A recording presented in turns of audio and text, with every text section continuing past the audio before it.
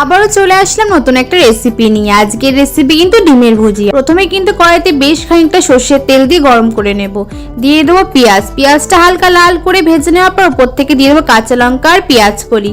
ভালো করে আরো কিছুক্ষণ ফ্রাই করে নেব। তারপর ওপর থেকে অ্যাড করে দেবো টমেটো। টমেটো দেওয়ার পর কিছুক্ষণ নাড়িয়ে ওপর থেকে দিয়ে দেবো পরিমাণ মতো নুন, হলুদ গুঁড়ো আর লঙ্কার গুঁড়ো দিয়ে কিন্তু বেশ খানিকক্ষণ ভালো করে কিন্তু ফ্রাই করে নেব। তারপর আমি এদিকে কিন্তু 4টে ডিম ভালো করে ফাটিয়ে কিন্তু অল্প নুন দিয়ে কিন্তু ফেটিয়ে নেব। ভালো করে কিন্তু ফেটানো হয়ে গেলে কিন্তু কড়াইতে ডিমগুলো দিয়ে দেবো। দিয়ে বেশ খানিকক্ষণ কিন্তু ভালো করে নাড়িয়ে নেব। বেশ অনেকক্ষণ কিন্তু ফ্রাই করে নিতে হবে। যতক্ষণ ডিমগুলো না ঝুড়ো ঝুড়ো ভাব হয়ে আসছে ততক্ষণ কিন্তু ভালো করে নাড়িয়ে যেতে হবে।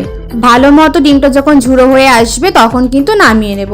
তো রেডি হয়ে গেছে আমাদের ডিমের ভুজিয়ার রেসিপি। তোমরা কিন্তু এই রেসিপি অবশ্যই বাড়িতে একদিন ট্রাই করো, সবার অনেক অনেক ভালো লাগবে। খাওয়াবে খুব শীঘ্রই নতুন একটা রেসিপি নিয়ে। Thank you for watching, bye by.